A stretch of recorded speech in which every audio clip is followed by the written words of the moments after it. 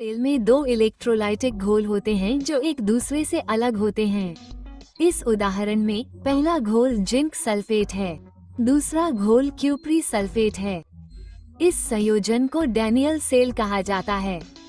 घोल में धनात्मक और ऋणात्मक आवेशित परमाणु होते हैं जिन्हें आयन कहा जाता है। घोल एक नमक पुल के माध्यम से जुड़े होते हैं जो आयनों के प्रवाह की अनुमति देता है। नमक पुल उदाहरण के लिए KO3 जैसे खारे घोल से भरा एक पाइप है।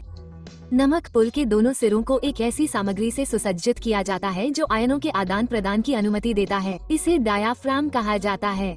जिंक सिलेंडर को जिंक सल्फेट में रखा जाता है और कॉपर के सिलेंडर को क्यूप्री सल्फेट में रखा जाता है। ये सिलेंडर गैल्वेनिक सेल के इलेक्ट्रोड हैं। जिंक सिलेंडर में बिना आवेशित जिंक परमाणु होते हैं। सरलता के कारणों से इस एनिमेशन में परमाणुओं को केवल 4 इलेक्ट्रॉनों के साथ दिखाया जा रहा है। ये इलेक्ट्रॉन नाभिक के चारों ओर परिक्रमा करते हैं जो प्रोटॉन और न्यूट्रॉन से बना होता है। जिंक सल्फेट का घोल आंशिक रूप से जिंक आयनों से बना होता है।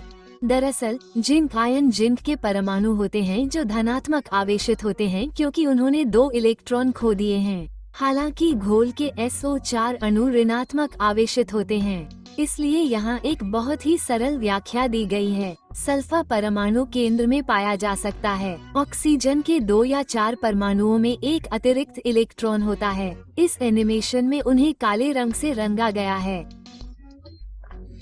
धनात्मक आवेशित जिंक आयन और ऋणात्मक आवेशित SO4 अणु के साथ घोल स्वयं अनावेशित होता है।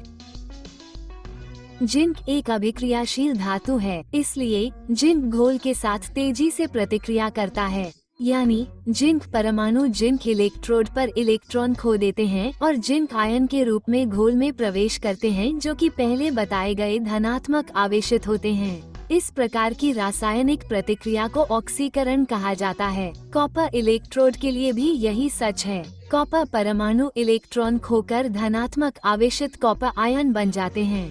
हालांकि यह बहुत धीमी गति से आगे बढ़ता है जिसके परिणामस्वरूप असंतुलन होता है।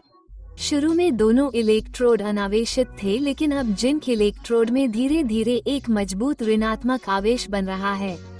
जब इलेक्ट्रोड एक दूसरे से एक चालक तार के माध्यम से जुड़े होते हैं तो जिंक